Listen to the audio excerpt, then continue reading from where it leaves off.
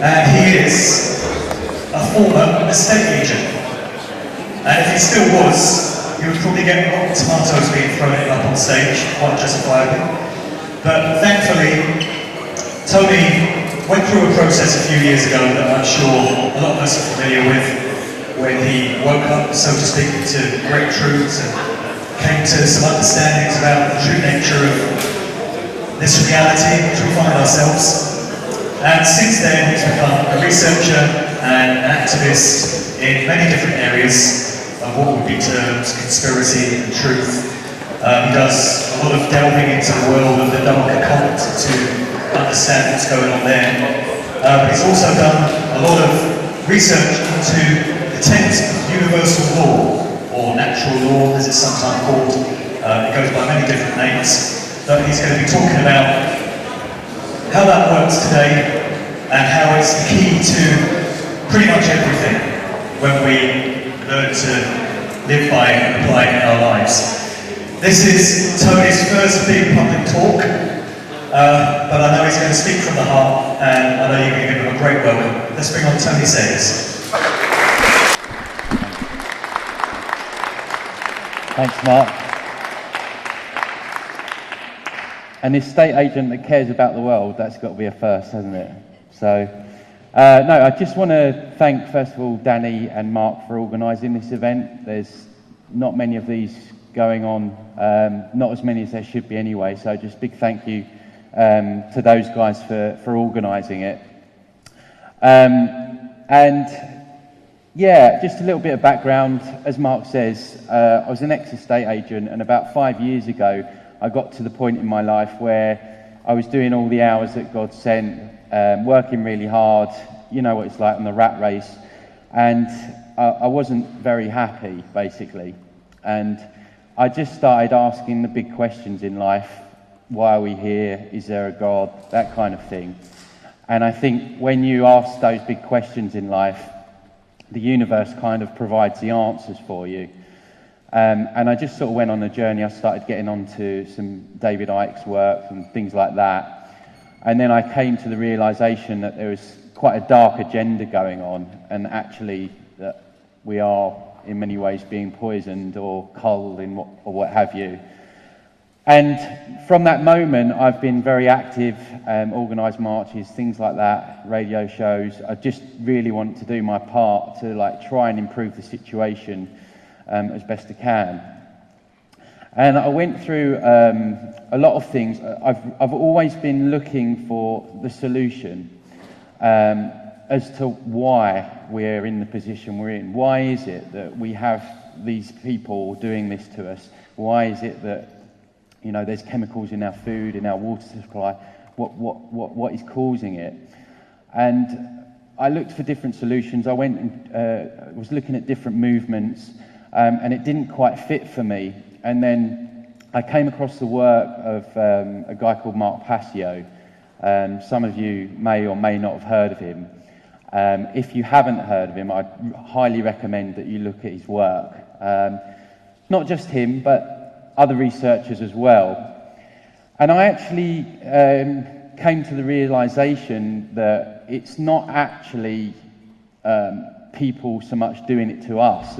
There are people doing these things to us, but actually we are causing this. This is a manifestation of our own behaviour as a collective society. And what it's called, this is like the most occultic knowledge out there. Occultic basically means hidden. And all the distractions that are out there are to keep us away from this deep knowledge about ourselves and how we're actually creating the reality that we're in at the moment.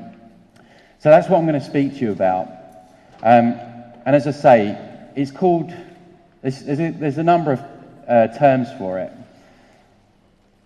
This isn't working. So one of the main ones is natural law. And if you break down the word, the actual definition, natural is inherent, having a basis in nature, reality and truth, not caused by humankind. Law, an existing condition which is binding and immutable. So we have this universal law here that is always with us. It's been with us throughout history, and we are actually bound by it. It's not there to prevent us or to hold us back. It's just there to govern the laws of behaviour, so we create a reality that is good for everyone, and which at the moment we're not doing. Other words for it: cause and effect. When one event causes another to happen, the cause is why it happens. The effect is what happens. And obviously most of you would have heard of karma. Karma is the main one. Karma is the guiding universal law that holds us completely accountable for our thoughts and actions. There is no weighing or measuring done by the universe, no absolute right or wrong, no grey area. Karma is not a game of judgment. We can somehow win through deception. It is strictly the intention behind our thoughts and actions that triggers the cause and effect reaction of universal karmic law. So it is what it is. Every action we take, there is a counter reaction, both good and bad. So the universal law of natural law is not just about bad, putting bad and bad coming back. It works both ways as well. So the more good that we put out there, the more good comes back to us, both individually and collectively. Now, if you look at society and the world in general, and most people's behaviour in the way that we treat each other, the animals and the planet, what we're basically getting at the moment is the natural law consequences. We're getting the natural law consequences of our collective behaviour and the way that we're acting at the moment. If you break it down, natural law, I would recommend that everyone reads a book called The Kybalion. It's about 100 pages long, and it breaks down the 7 principles of natural law. This goes back to Hermetic times, which is thousands of years old. And it talks, the 7 principles of natural law. First of all, the principle of mentalism. So basically, the reality that we're living in has there's an intelligence behind it. There's an intelligence which is creating this. The principle of correspondence. So as above, so below. I'll talk about that in a bit with the animals. The principle of vibration. Most people here are aware that we're vibrational beings. Everything is moving all the time. The principle of polarity, the principle of rhythm.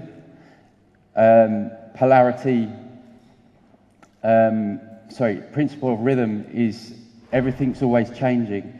So throughout our lives, we're having good and bad experiences. We have ups and downs. We have ebbs and flows.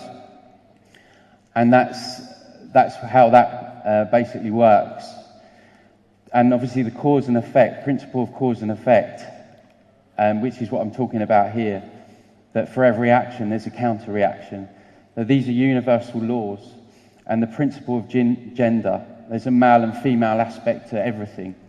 Even within ourselves, you can be a woman and have a male aspect to yourself, and a male can have the feminine side. And in the book, The Kybalion, this is what it says about cause and effect. The 6th of the 7 universal laws tells us that every cause has its effect. Every effect has its cause. In accordance with this law, every effect you see in your outside or physical world has a very specific cause which has its origin in your inner and mental world. Every one of your thoughts, words or actions sets a specific effect in motion which will come to materialize over time. To become the master of your destiny, you must master your mind, for everything in your reality is a mental creation. Know that there is nothing like chance or luck. They are simply terms used by humanity in ignorance of this law. So we talk about everything happening by chance, things just seeming like coincidences, but actually what this is telling us that everything is just non-stop effects from our behaviour. So everything that happens in our lives are causes from things that we've done before. Sorry. We don't always see the effects of cause and effect. So, for example, if I went and robbed someone, I'm not going to go and get a brick fall straight on my head. The effects are separated between time and space. So we don't always see things for a number of years, basically.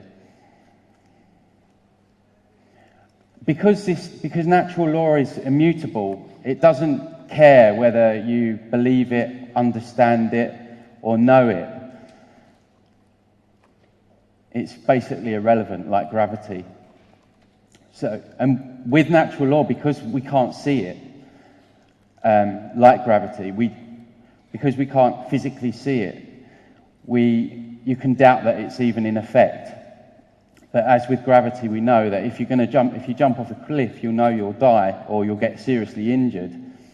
It's the same with natural law. It's always there governing our behaviours. So these are the expressions. So the positive expression of creating order and good in the world as a collective would be to come from a place of love, knowledge. When we're seeking truth, when we're expressing real knowledge, taking it into ourselves and then expressing it to others. Internal expression of sovereignty. If we're of the belief that, other people have the right to rule over us, that's confusion, that's internal anarchy. We need to realise that we are sovereign beings and we're born into this world as sovereign. So when you know that, again, that's a positive expression. And the external expression of that is more freedom, which obviously brings in order and good into the world. Now, if you look at society as a whole, we're living in fear. We're told to fear everything. We live in a scarcity society. People are worried about making ends meet.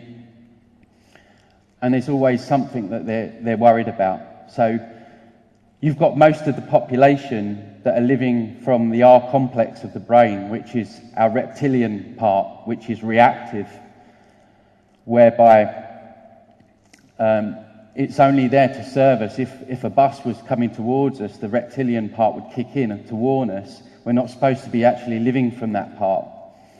But most people are actually living from that part of the brain, which is fear-based. And then you look at, sorry, I'll just go back to that. You look at the ignorance around, the refusal of truth. I'm sure most people in this room have had many conversations with friends, family members, trying to get them to realise, trying to get them to open their eyes to certain things. That ignorance is a negative expression of natural law, which again will cause confusion. And then with that, we will manifest more control. So as we have a society which is living more in ignorance and more in fear, then it's going to become more enslaved. Whereas the opposite, we're going to have more freedom. So this is linked with the law of freedom, which is this. So freedom and morality are directly proportional. As morality increases, freedom increases. As morality declines, freedom declines. Another way of stating this law would be to say that the presence of truth and morality in the lives of the people of any given society is inversely proportional to the presence of tyranny and slavery in that society. So it's pretty self-explanatory that the more and more we're living against natural law, what is true, what is moral, the more we go against that, the less freedom we're going to have, the more we're going to be enslaved. So these things that we're seeing in the world at the moment, with the chemtrails, the rights being taken away from us, all these kind of things, they're just merely the symptoms of our collective behaviour. And what is happening a lot within sort of truth circles is people are looking at the problems, and they're banging on about the problems, but we're not asking the important question as to why we're experiencing these problems. So the GMOs, the chemtrails, the corrupt politicians, is just us manifesting their symptoms. They're a manifestation of our collective behaviour of living in fear, in ignorance, and not looking for truth, and basically just not caring about anyone but ourselves. And that is basically why we are finding ourselves more and more enslaved, basically. Because we're not taught this from school, and if we were, we could be, we would definitely be manifesting something better. So when you break it down, it's really infantile, because what you're talking about is a population that really doesn't really seem to know what right or wrong is, and doesn't think that there's any consequences. So if you break down the actual right and wrong, right is basically correct and it's based in truth, and moral, so it's based in natural law. Natural law being do no harm to others, cause no loss, don't steal from others. They're the only laws that we have to abide to. Every other law on this planet is man-made. And we need to understand that. We need to understand that as long as you are living by not doing someone else harm, not stealing, and you're acting morally in line with natural law, then we're going to see a better world. And the opposite to that, obviously, incorrect, not based in truth, immoral, not based in natural law, and actions based which result in harm to other sovereign beings. And again, it's pretty clear to see that the way that we've manifested what we have here, when you look at the planet as a whole and what we're doing, this is nature's way. This is like nature's payback, basically, and we need to stop the rot before it gets any worse. And it starts with an understanding of a very simple universal law. And people say, well, it can't just be that simple. The universe doesn't make things difficult.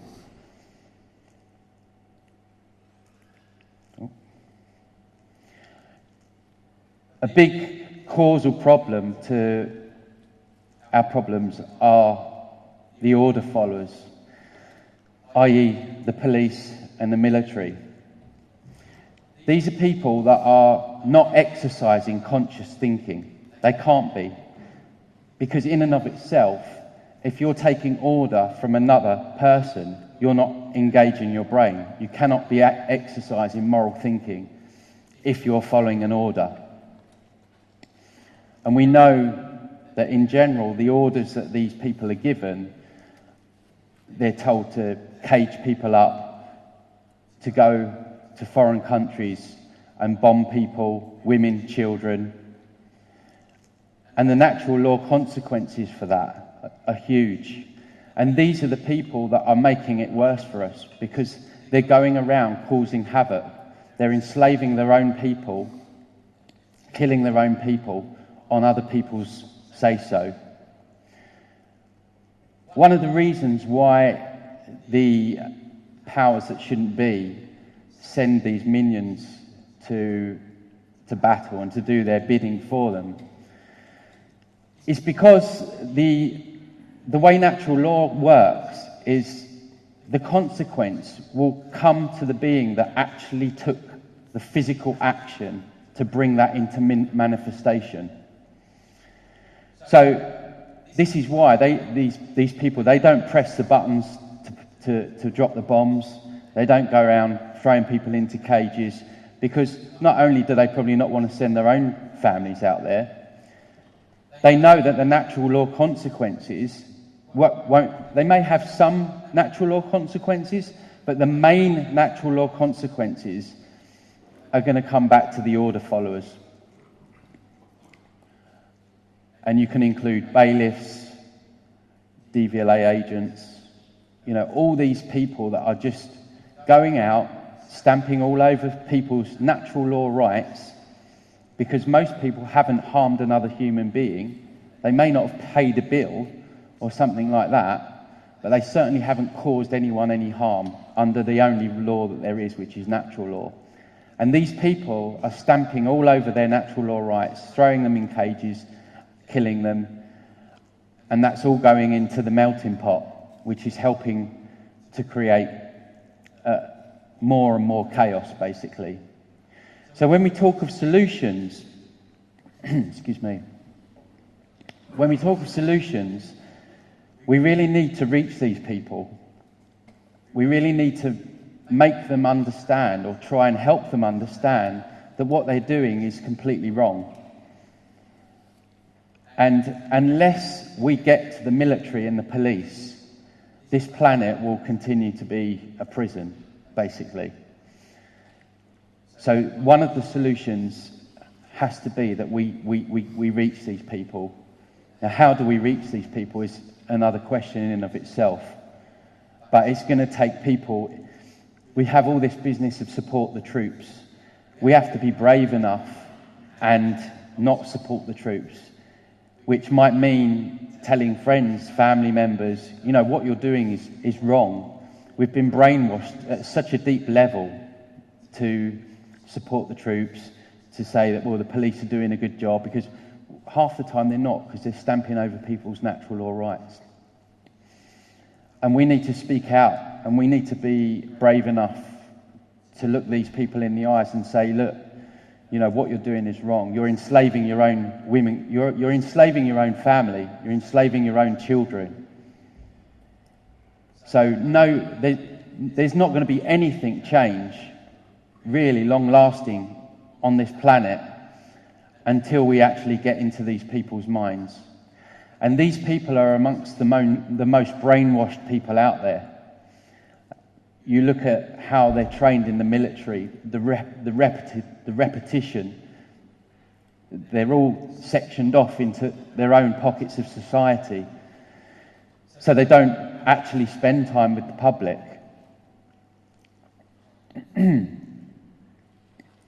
So the military and the police are the people we really need to get to, because the order follower always bears more moral culpability than the order giver, because the order follower is the one who actually performed the action, and in taking such action actually brought the resultant harm into physical manifestation. Order following is a pathway to every form of evil and chaos in our world. It should never be seen in a virtue by anyone who considers themselves a moral human being. Order followers have ultimately been personally responsible and morally capable for every form of slavery and every single totalitarian regime that has ever existed upon the face of the earth. And it's very difficult when we have events like Poppy's Day, things like that, because we've been brainwashed to say, well, how brave they were. And in their own way of thinking, they might have thought they were, but ultimately they were following orders. Tony, can I say something? Yeah. Instead of buying a red puppy, buy a white one. Yeah, it's a piece, isn't it? That's an easy thing to do. If you wear a white puppy, so many people will say, what's that? And then very quietly and very calmly, you can explain.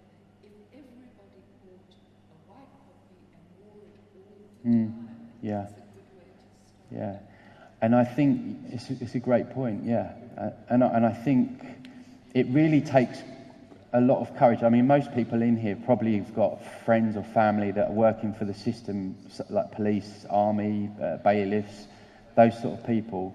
And it's actually going to take courage, enough courage from us. I mean, I've fallen out with my own cousin because he's ex-military.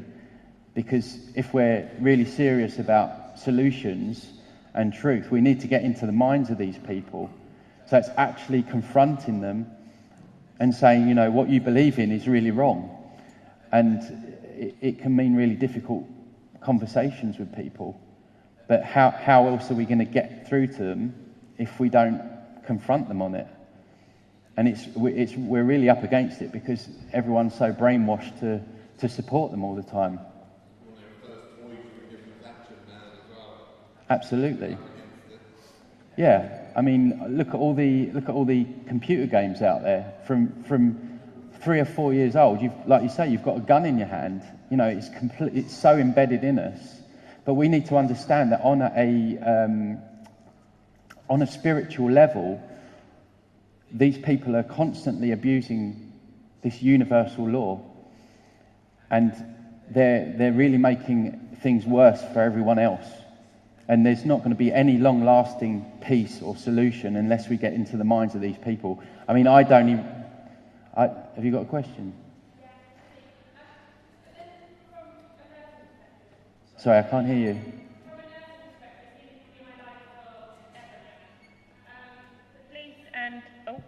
The police and everyone is going to protect my patients from harm. So basically, I would kind of never do the natural law because I need policing to protect my patients from harm. I can't hear you still. Because nursing, it will be my life from now onwards. The police are going to protect my patients. So you're saying that the police are not abided by the natural law. So in a way that I kind of won't in the same way. Because I need police to protect my patients so I can protect them too. Your patients? Yeah. Yeah, they're also standing at the gates of these dark occultists that are running the world, raping children and protecting these people as well. So I'm not saying that, you know, that something like that, okay, that's okay, but on the whole, if you look at the whole thing, they're caging people up for very minimal things compared to what the powers that shouldn't be are actually doing. You know, when you think of what what these people are doing to us in terms of spraying us with aluminium, barium, poisons in our food, water supply, and they're protecting them. So I take your point that, you know, they're standing at the hospital protecting the patients. But on the whole, if you look at the whole thing, you know, they're taking orders that are immoral and stamping all over people's natural law rights, and they're actually protecting the people that are causing this chaos. But then in a way I am protecting their rights as well. So, yeah. Sorry, I can't hear you. I'm here. She said she's protecting their rights as well. You're protecting what? The patient's rights? Everybody. So we have to look after police, prisoners, everyone, the paedophiles, everyone.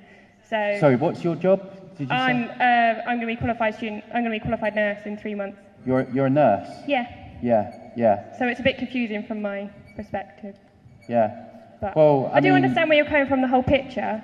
But to me, well, this is what it's going to take from people to actually change. If you feel that something's immoral, yeah.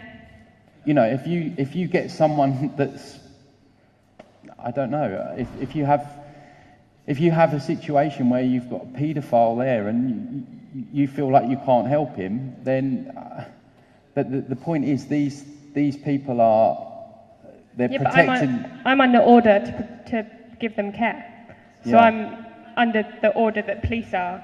Yeah. Like I am. So if there's a paedophile that comes in, I know they've done a crime, but although I might not know what they've done, my order from the NHS or my profession is to treat them. If you feel that an order, see, this is the problem. These people are taking orders, and this, regardless whether they're right or wrong, they are still going with it because it's for a paycheck.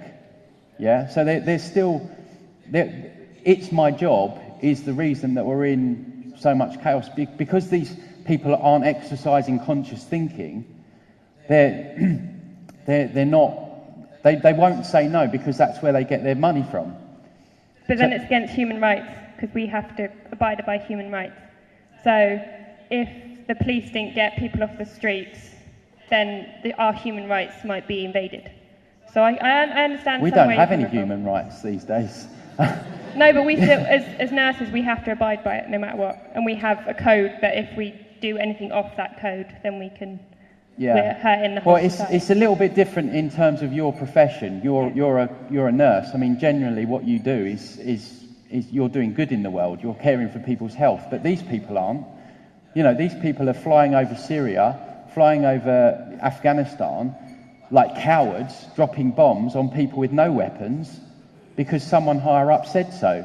Yeah, but so I don't believe exercising. I don't believe in war, but policing, I think that I always. Sorry? So it's just that I've got to follow orders, so just seeing whether I was kind of in a form of evil. So if I'm like on the same level as policing, because we're kind of we're abiding by. No. Yeah, no, but it's just because I've got a best friend who's a policeman, so he does a really good job. So it's kind of hard for me to see, and all the stuff that he has. He had to deal with a suicide last week, so he's kind of doing a nursing job anyway. They're not just police; they're not ramming doors down. And I'm not saying that not saying that all their orders are immoral. Yeah. I mean, you know, they stand and they protect people. I'm not saying that all their orders are immoral in that sense, but I'm saying that unless that person that they're arresting or they're killing has broken natural law, I mean, that natural law is the only law here. Man's law is made up.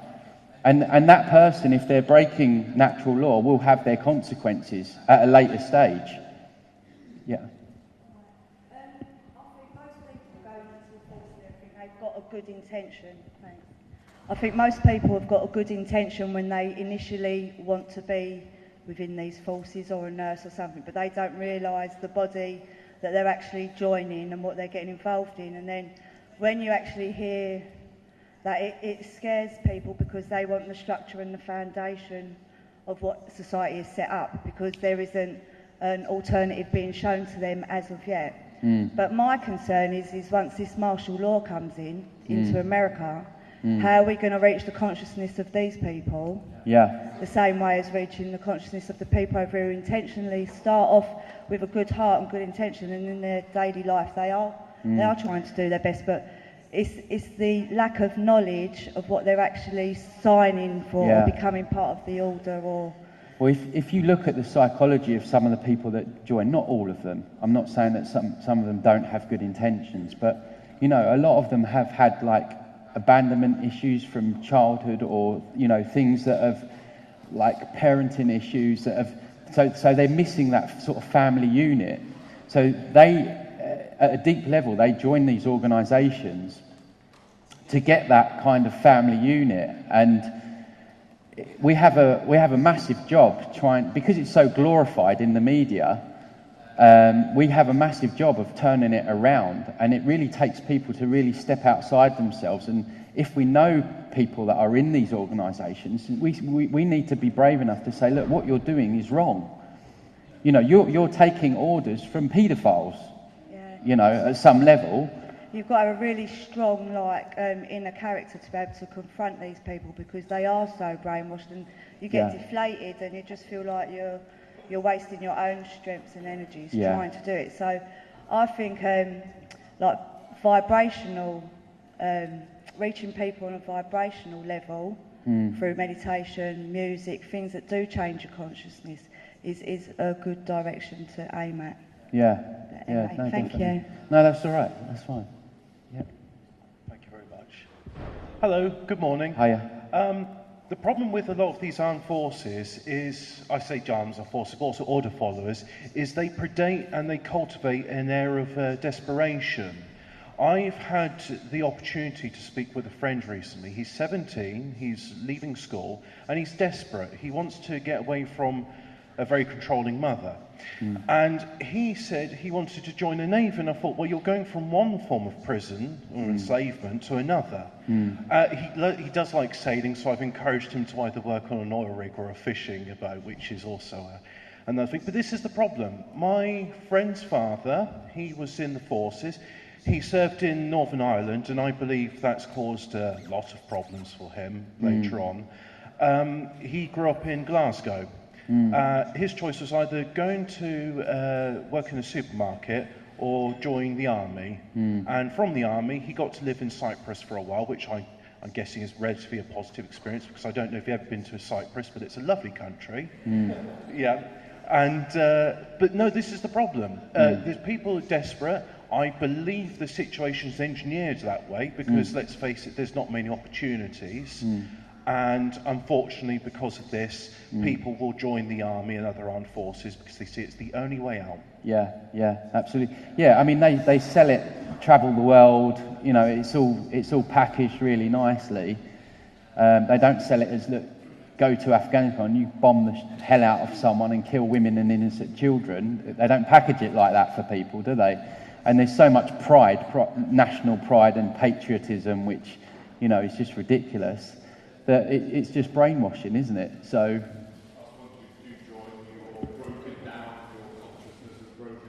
Yeah.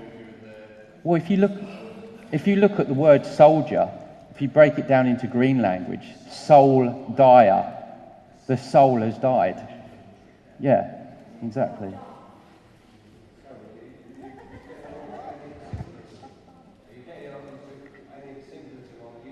Yeah, well, I wasn't gonna, but I will do now you've mentioned it. So if we go back, so here we have a British officer, and just a bit of symbolism here. There's such a thing called satanic mockery. These dark occultists that are behind the scenes pulling the strings, they absolutely have the utmost contempt for the military and the police. Now, the reason being is they have contempt for us, the herds, the masses. They don't like us. But these people, they hate even more because they think that how low is your consciousness if you can enslave and kill your fellow human beings on the say-so of someone else. So the people that run the planet, although they're very dark, they're very clever, and they have utter contempt. Now, there's been, I think Mark Passio says that one story I remember listening was that he said that he was talking to one of these dark occultists once in a building, and the guy, there was two policemen guarding the building. It was at some ritual, some dark ritual. Two policemen guarding the building, and they were absolutely laughing their head off because that these policemen were guarding them with all the stuff that they were doing in there, and they were absolutely laughing their heads off. They called them their dogs, they called them their pets. They have utter contempt, and they actually mock them in their very uniform. And we can see that here on the... Has everyone heard of Solomon's Temple? Sorry? Oh, it's down here.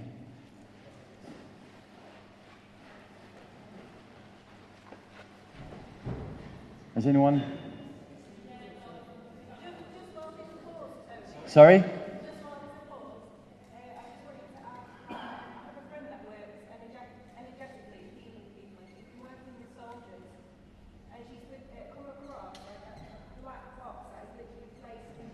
Yeah.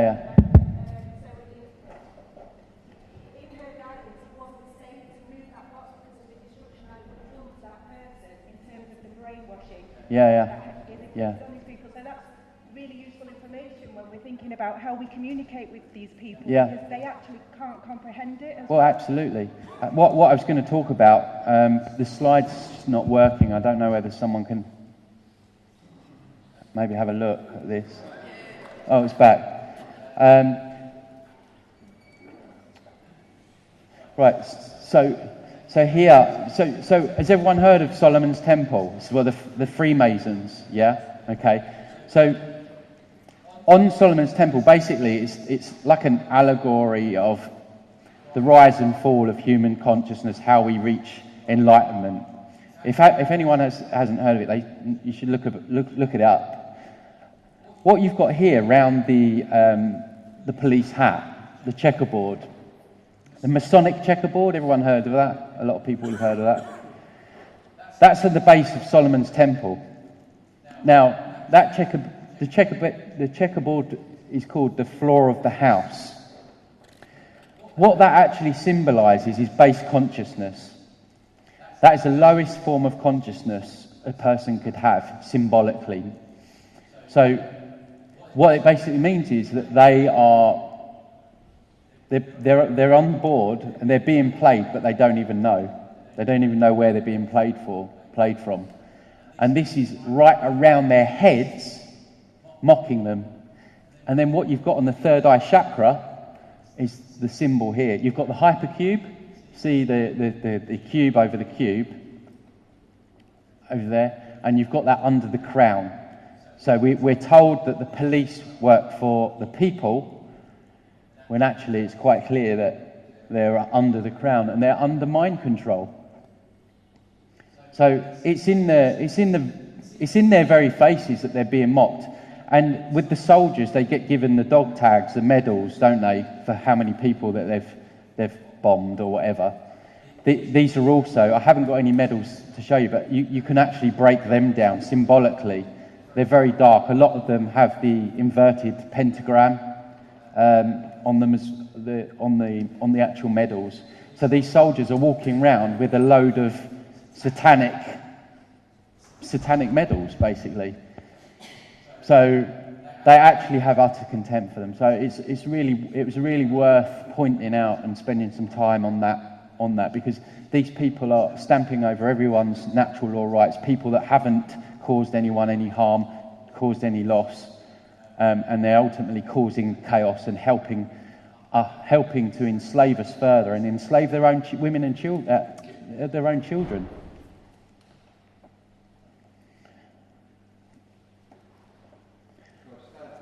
Yeah. Yeah. Mm.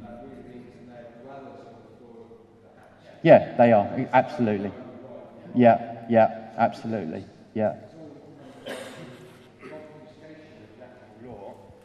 So the obfuscation where they are obscured glass, so you can't.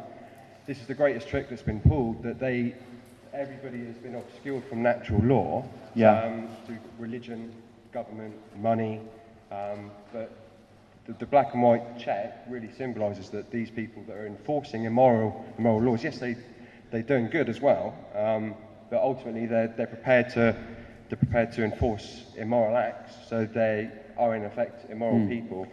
But these people are willing to throw someone in a cage or shoot someone for a paycheck. That's how low their consciousness has sunk on the say-so of someone else. They think it's normal. Mm.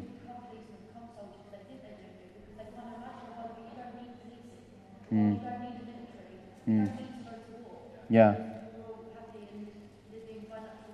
Yeah. Yeah. Yeah. Yeah. Well, that's it. That's a really good point, because what the controllers have done is that they've shot people's imagination. Now when you speak to people, they can't even imagine another way. And you think as human beings, that's our biggest asset, is our imagination. That's how we're creative beings. And if we can't even imagine something else, then they've really done a job on us. So it's a really important point. The imagination was the philosopher's stone in alchemy. Yeah. Yeah. I feel like life's becoming more and more like a Truman Show and Hunger Games, like mixed. We're being observed. Thanks. We're being observed, they're Yeah. throwing the tools down for us to actually like play the game, Yeah. and they're loving it when we're actually getting it because it's more challenging to them. But I do feel like more and more it's like Death Star versus Jedi. We are like Yeah. you know, they are And- putting so many things in place that if you're not quick and don't get the fear, Yeah. realise it's part of propaganda, that you're not playing the game, Yeah. you can concentrate on your own self and your own Yeah. empowerment, and Yeah. that's it, you're out the matrix, you're on your own timeline. Yeah. Yeah. DMT. Yeah. Yeah. Yeah.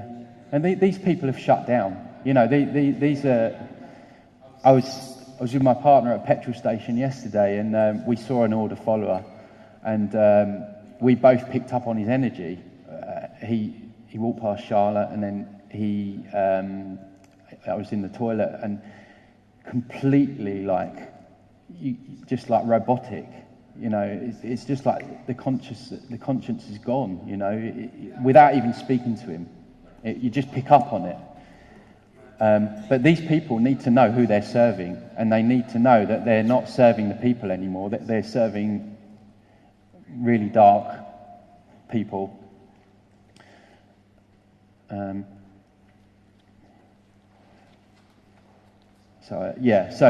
That was, I read that. So the order follower will always be more culpable in terms of the natural law consequences than the order giver. That's why they get their minions to do their work for them. One of the reasons, anyway.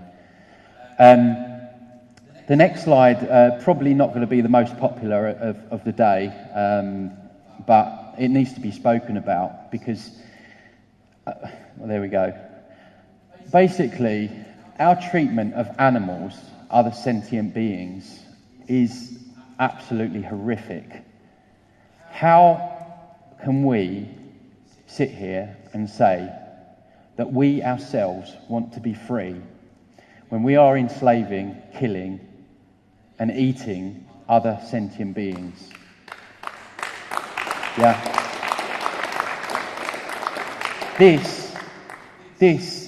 When we're talking of natural law, cause and effect, no harm to others, no harm to other sentient beings.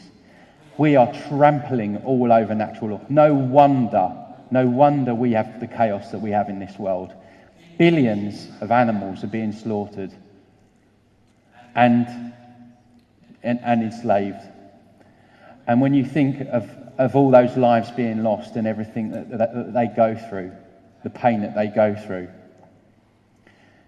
this really needs to be an area that we need to look at. A lot of the natural law will never be popular, and people that speak about it will never be popular, because once you understand it comes back to yourself and what we're doing in our own lives. And I'm not perfect at all. I'm far from perfect. But if you understand this universal law and you understand that it's binding, and you think, yeah, I need to start living by that, then there's certain things that we have to look at and we need to change. But we can't see it as the universe is trying to punish us. We need to be looking at it as like a guiding force. Because if we start living in harmony with that, you can imagine the amazing world we could create. If everyone, like you said, Danielle, if everyone thought peace and acted peacefully, and we didn't harm others, then the manifestation would be less enslavement, more freedom, more abundance. We can have things like free energy.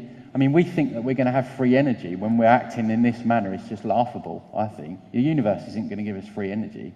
It's just, we're kidding ourselves. And you've got all these movements that say, yeah, free energy this, free energy that. All these movements, they all want to paper over the cracks, but no one wants to talk about the elephant in the room, which is actually you need to change your own behaviour first. And this is where we're going wrong. How do you think we can do that then on a mass scale? Well, we need to get the message of natural law out as one of them. We need to start living by it as best we can in our own lives.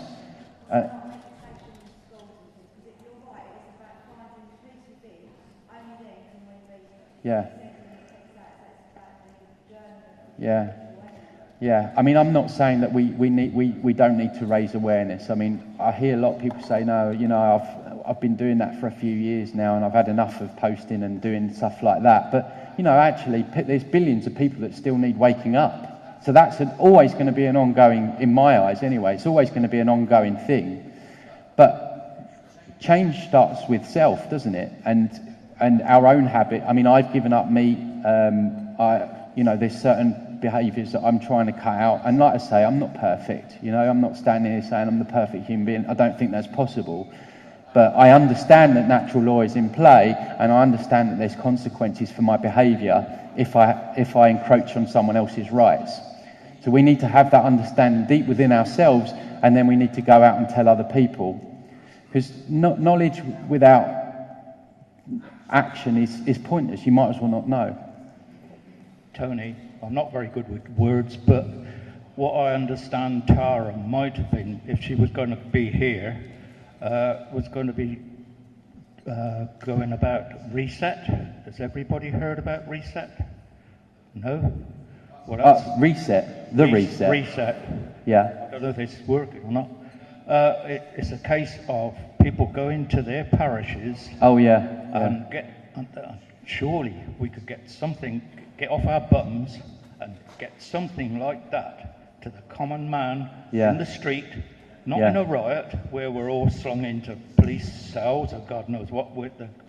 We ought to get peacefully arranging 20 odd in a parish, getting our representatives, give the bloody politicians an earache, and get, not leaving us. This lady's got a good idea, one poppy, but that one poppy goes from one per. We've got to get out the street and organise ourselves and say how we're going to get this stuff instead of leaving here and not getting anything organised. I think that's another huge part of the solution. Is one of the things I've been doing is going around different areas of the country, trying to arrange meetings, trying to cajole people to get together. You know, we need to take back that community spirit which has been beaten out of us. You know, everyone's walking around on their iPhone. You know, no one talks to each other. No one knows who their neighbour is. You know, if and probably when shit really does hit the fan, if we don't even know each other, like how on earth are we going to, like, we need to, like you say, build these communities back and generate this. We need to be decentralising and becoming more sustainable, growing our own food, that sort of thing, helping each other out and drawing back from the control system, i.e. the political system. Charlotte? Or whoever's. Just wanted to say as well that I think actually there needs to be a massive emphasis put on, you know, self-empowerment through creating our own food sources and our own energy sources. And I know that isn't physically possible for everybody right now, but even if people start to do that in small ways, in the way that they can, then that message spreads and it becomes, you know, instead of this stuff being normalised, actually positive stuff becomes normalised. The more people are doing that, the more people want to do that, and also taking back public land as well, because it's completely unacceptable that public land has become inaccessible to the public. It's doing things out of our comfort zone like that, like you say, isn't it? It's slightly scary, but actually these people have far less powers than we believe to take away our liberty. And I think, you know, taking some chances, it's very important. I mean, how are we going to ever have any change without taking some chances? Have you heard about billions in change? Has anybody? What, sorry? Billions with a B in change. No. It's incredibly exciting. It's something we can all do tonight when we leave here.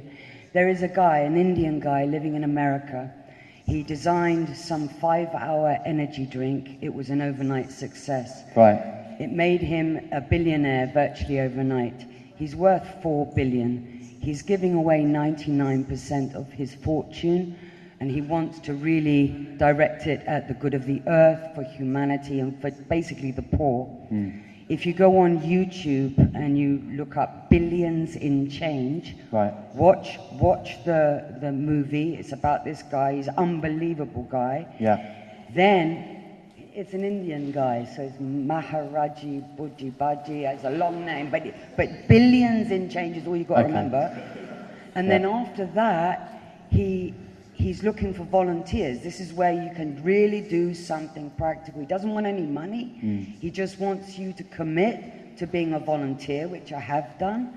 In the future, he's going to write, and basically what he's going to be asking for is people around the world to contact their individual governments to get permission for all the stuff that he has invented. He's got a massive setup.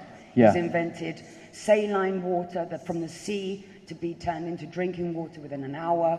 He has designed, from Nikola Tesla, the free energy where you do a workout, you power your house for a day. Right. And he's also done something for people with heart problems by having a bed that you squeeze. Long and short of it is, we can do something. We can do it today and then do everything else in the future. It all goes into the billions the melting pot. Yeah, we'll look that up.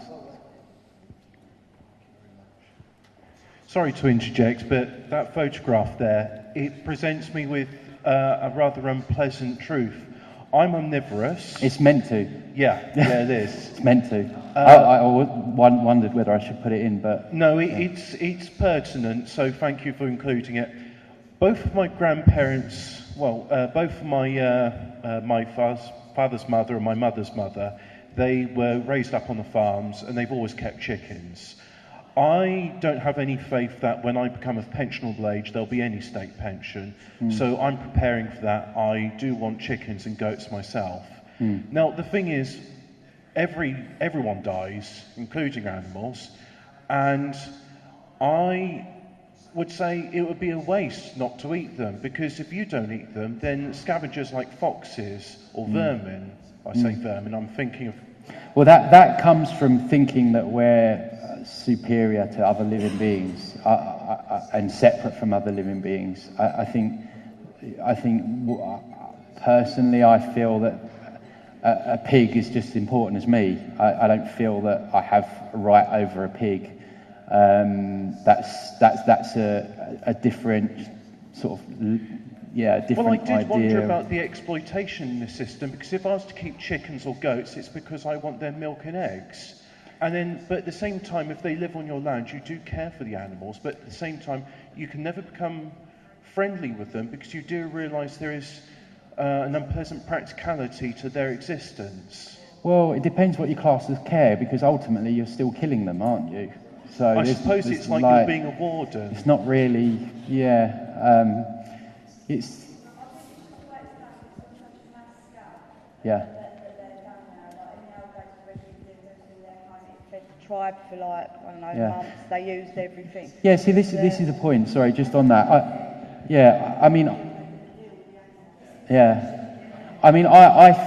think at this moment in history, we are supposed to be evolving. Now, this argument that the old tribes used to do it, who's to say that they were right? That's the way I look at that. But it's not something that you necessarily get there overnight. I mean, for me, it took a little while to start cutting down on meat and that sort of thing. So I appreciate it's not easy, but if we're serious about natural law and living in line with natural law, we need to realise we need to face the ugly truth, and the military need to face the ugly truths. The police need to face the ugly truth, and we ourselves in our own lives need to face the ugly truths. What we're doing to contribute to the chaotic world that we live in. Can I just interject? Go on. Just getting back to the whole meat eating thing, I think it's actually to do with how we relate to the natural world. And I think that's the big problem with the 21st century, that we're all so disconnected. Yeah. And more there are children who are growing up in cities and towns, and they really have no idea about simple flowers and they're all on natural iPads, things. They know aren't they? nothing about trees. They don't even know where animals come from, the animals that they eat. And that's the big disconnect. And the lady over there was talking about the Native American Indians eating animals, but the thing is that was part of the natural cycle of life. And they didn't take the animals unnecessarily, they didn't mistreat them. And Like- it was part of a ritual that involved them showing these animals deep respect. And, you know, conducting ceremonies, ancient ceremonies, before they'd even consider eating them. And they were giving thanks back to these animals which they respected. And this is what's missing in the modern world. We have no respect for anything any longer. No, we You don't. know, and per se, I don't think there's anything wrong in eating animals if we are able to show them respect and treat them humanely and decently and give them a decent life. But that involves living closely in harmony with nature and not, you know, producing animals on an industrial scale. Yeah, I don't want to make this a meat-eating debate, but I was just raising a point. But Yeah. you cannot kill something and at the same time say that you're having respect for it. The two just don't go together. They can't go together. But you could say the same thing about plants, because plants also... They're not have- sentient also- beings. People They're not would disagree sentient. with that. Plants also have a soul. They don't have a soul. They're Trees sentient, have a not soul. Trees have a soul. In fact, there is also a belief that we all originally come from trees. I'm a tree artist, by the way. All right. So, Sorry, I Clive. mean, I could have a big debate about this, and I Yeah, think ultimately we're all living creatures. We all deserve the right to be respected. It doesn't matter whether we're animals or plants or trees. But it's to do with how we live in harmony with the natural world, and that's what we are missing in the 21st century. We need to start respecting nature and realizing that we are an intrinsic part of it. You know, we are interconnected, totally interconnected, and unless we start respecting nature, then it will all collapse. It's already starting to collapse. Sure. Carl? Clive? Sorry. Yeah, I was just going to say something quickly. Oh, sorry, Connor. Yeah, I'd like to point out, I think there's a quite an obvious difference between picking a tomato and slicing the head off of a cow or a goat after raping it and torturing it and enslaving it for its entire life. Yeah, absolutely agree. Yeah. 20 years ago, I was in the lie detector business for a while, and I communicated with a chap called Cleve Baxter, who in the 1960s was working with the old-fashioned lie detectors. He wired up his rubber plant in his office to the lie detector, and as he thought, I wonder what would happen if I cut a leaf off, the plant reacted. And he started doing experiments which showed decisively that there is, as far as we can tell, no difference between the consciousness of a plant and the consciousness of an animal. He did experiments with yogurt, took live yogurt, split it into two, poured boiling water onto yogurt in one room, and the yogurt with his probes of his lie detector in the other room got it. He did so much experiments, and I can tell you from other experiments that I've done personally in consciousness that plants have an equal intelligence to you, me, and animals, actually. And I stopped eating meat for 25 years. I mean, you know, it could run all day, this debate, couldn't it? I mean, I don't really want to make it about that, but for me, if something's screaming and it's crying and it's trying to run away, then we shouldn't be eating it, should we? That's what I think. So moving on. One of the reasons that we're stamping all over natural law, cause effect, karma, is this idea of moral relativism. Moral relativism asserts that no universal standard of morality is possible because different people have different beliefs about what is right and wrong. From this inference, relativists appear to further suggest that in matters of morality, anything goes. But this principle of reasoning is problematic because it is essentially incoherent and inconsistent. So we have people going around their daily lives thinking that they can do whatever they want and there's no consequences. This is Satanism, basically. Satanism is based around moral relativism and the ego, of course. So looking at that, I think it's pretty safe to say that we're living in a satanic society. And we need to move away from this idea of moral relativism, and we have to realise, well, actually, there are consequences for our behaviour.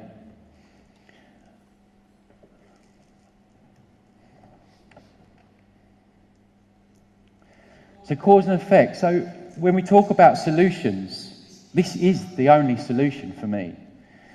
We need to be changing it on the level of causality, not on effect. Now, with the truth movement, everyone wants to say, well, you know, if we get rid of the bankers or if we get rid of Cameron or whatever, then we can have a better world, without actually looking what actually caused those to actually be there in the first place. We need to go back to what is causing the problems, the why at the very beginning. So plane of effects, this is where manifested realities have formed due to their underlying causes. The plane of effects constitutes that which has already occurred. As such, no power to effect change lies here, because that which has already occurred cannot unoccur. It has become that which is truth. Human consciousness seems to be trapped upon the plane of effects, meaning that humanity as a whole remains ignorant of the underlying causes which they themselves set into motion and which lead to self-inflicted suffering in their lives. And that's basically what I was saying. We need to come away from, as many researchers have said, the movie, I think David Icke calls it, where people are trying to change the film by screaming at it. We need to go backstage to the projector film and go at a deeper level, and that starts with our behaviour.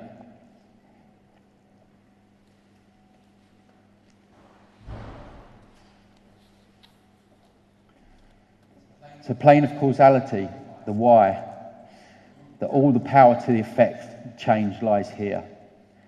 That is where human consciousness must go. We're trying to evolve. We're being urged to evolve.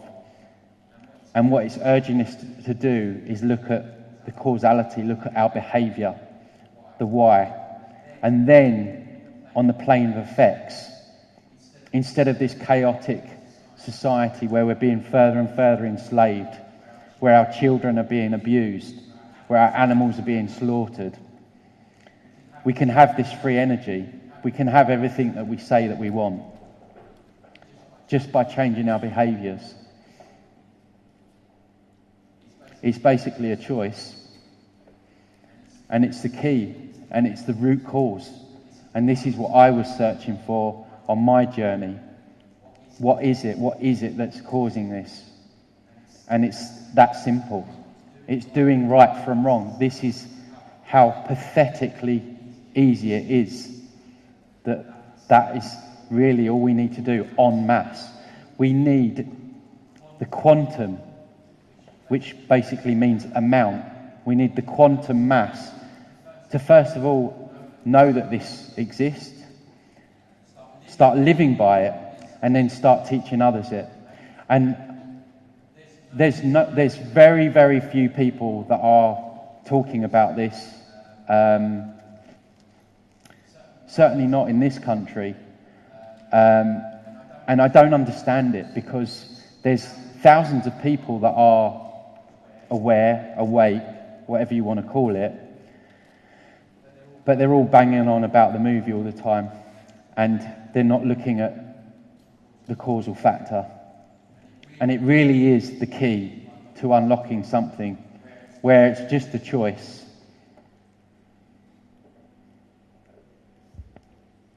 This is stuck.